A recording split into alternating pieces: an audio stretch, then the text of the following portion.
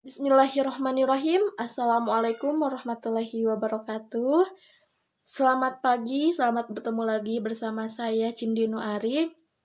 Mudah-mudahan adik-adik semua dalam keadaan sehat walafiat dan tidak pernah lupa untuk selalu semangat dalam setiap melakukan pelajaran, khususnya dalam pelajaran bahasa Indonesia.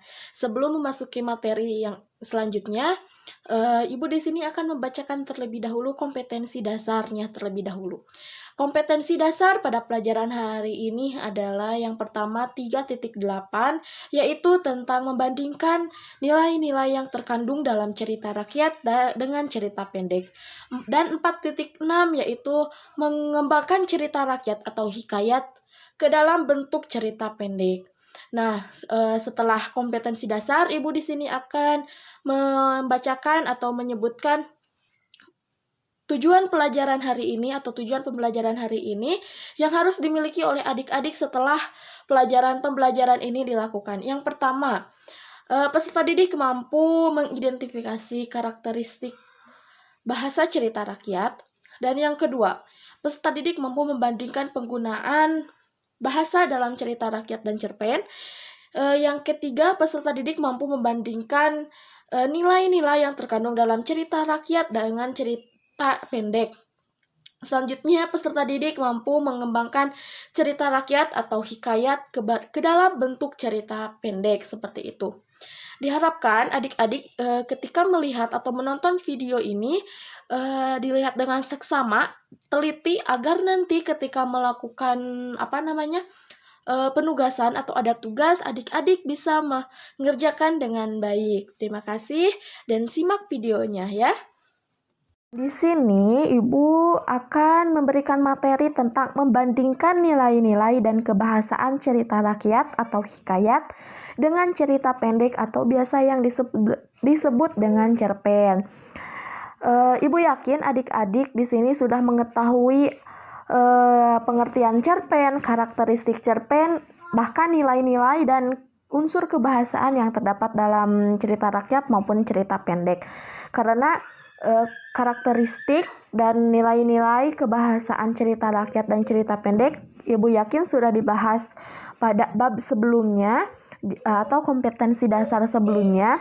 Dan untuk kompetensi dasar sekarang yaitu tentang membandingkan nilai-nilai dan kebahasaannya saja. Jadi Ibu harap adik-adik bisa mendengarkan secara seksama dan menyimak dengan serius ya. Nah, baik. Sekarang Ibu akan menjelaskan tentang pengertian cerita rakyat dan cerita pendek. Nah, di sini Ibu mengulas saja.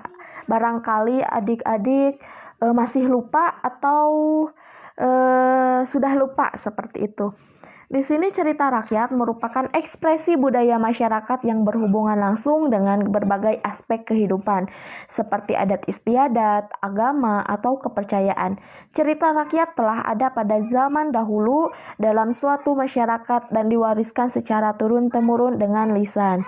Nah, adik-adik sudah pasti tahu ya, cerita rakyat ini biasanya tercipta oleh nenek moyang atau leluhur kita. Misalnya adik-adik ini atau anak-anakku ini mempunyai nenek, dan nenek tersebut sering menceritakan atau mendongeng suatu cerita yang adik-adik itu tidak tahu siapa penulisnya. Namun anak-anakku ini sudah tahu seperti itu. Sudah tahu ceritanya maksudnya. Nah, jadi cerita rakyat ini adalah cerita yang bersifat tradisional. Jadi diturunkannya itu secara lisan dari mulut ke mulut. Selanjutnya ada cerita pendek. Cerita pendek adalah karangan prosa yang memusatkan cerita pada satu tokoh.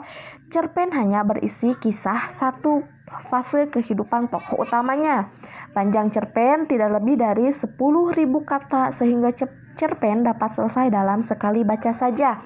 Atau biasa yang kita kenal, cerpen selesai dalam satu kali duduk saja.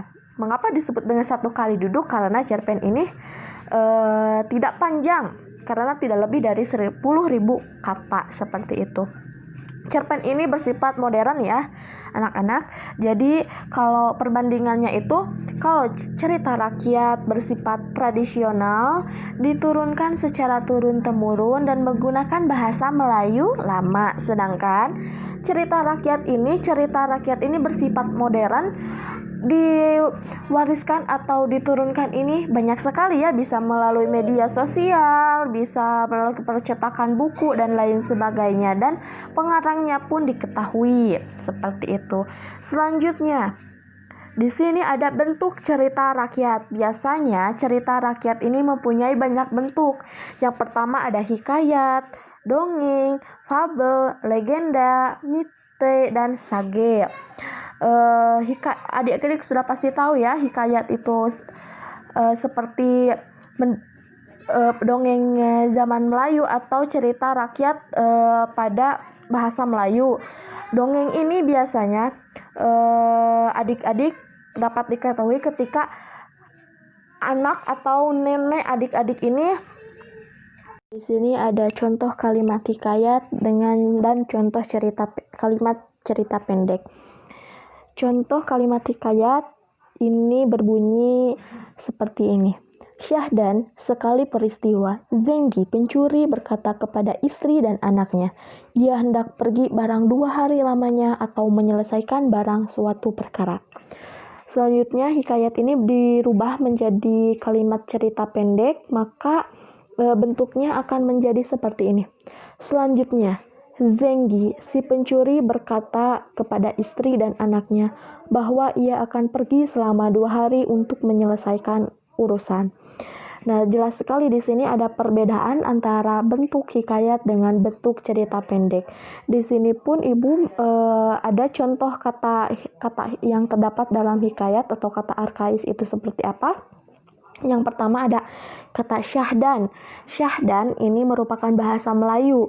Jika dirubah menjadi cerita pendek atau kepada bahasa yang modern, bahasa Indonesia, yaitu menjadi artinya selanjutnya. Sedangkan sekali peristiwa ini menjadi suatu ketika atau ketika itu, dan kata barang 2 hari menjadi 2 hari selama 2 hari. Banyak sekali contoh kata-kata hikayat.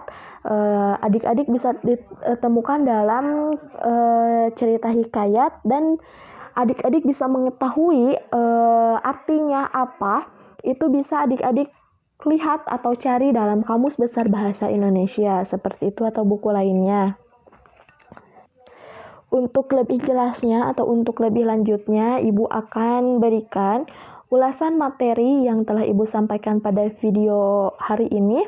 Nanti dalam ulasan materi silakan adik-adik pahami, pelajari dengan cermat agar pelajaran yang Ibu sampaikan ini dapat tersampaikan dengan baik dan adik-adik bisa pahami. Jikalaupun adik-adik ini atau anak-anakku ini tidak paham dengan apa yang Ibu katakan, atau ada yang tidak mengerti dengan salah satu materi yang tadi Ibu sampaikan, adik-adik atau anak-anakku ini bisa menghubungi langsung kepada nomor yang telah disertakan atau yang telah tertera dalam nanti lembar ulasan materi seperti itu. Setelah adik-adik mendengarkan atau melihat dengan seksama video pelajaran hari ini, diharapkan adik-adik dapat memahami semuanya. Terutama dalam nanti penugasan, adik-adik akan diberikan tugas untuk mengembangkan cerita rakyat atau hikayat ke dalam bentuk cerita pendek atau atau cerpen seperti itu. Untuk pertemuan kali ini dicukupkan sekian. Apabila ada yang ingin ditanyakan, bisa nanti via WhatsApp yang nanti akan Ibu bagikan kepada adik-adik. Silahkan saja japri oleh perwakilan atau ketua murid untuk menanyakan tugas apa saja, atau bahkan ingin berkomunikasi langsung dengan Ibu. Terima kasih. Sampai jumpa, sampai bertemu lagi di materi yang akan datang tentunya. Tetap semangat, tetap jaga kesehatan. Wassalamualaikum warahmatullahi wabarakatuh.